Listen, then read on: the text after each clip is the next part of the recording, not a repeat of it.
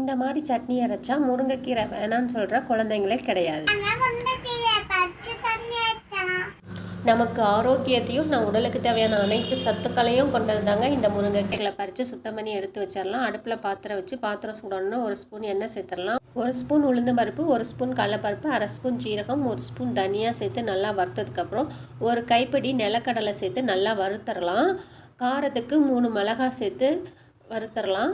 1 கைப்பிடி வெங்காயம், சின்ன வெங்காயம் சேர்த்து நல்லா வணக்கிடலாம். வெங்காயம் வணங்கினதுக்கப்புறம் பறித்து வச்ச முருங்கை தலைகளை சேர்த்து நல்லா வணக்கிக்கலாம். அப்புறம் இந்த சட்னிக்கு தேவையான அளவு உப்பு சேர்த்திடலாம்.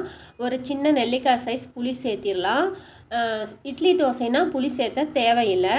கடைசியாக 4 ஸ்பூன் தேங்காய் திருவலை சேர்த்து ஆறுனதும் மிக்சி ஜாரில் சேர்த்து அரைச்சி எடுத்தோன்னா முருங்கைக்கீரை சட்னி ரெடி ஆயிரும். இந்த மாதிரி சட்னி அரைச்சா முருங்கைக்கீரை வேணான்னு சொல்கிற குழந்தைங்களே இருக்க மாட்டாங்க.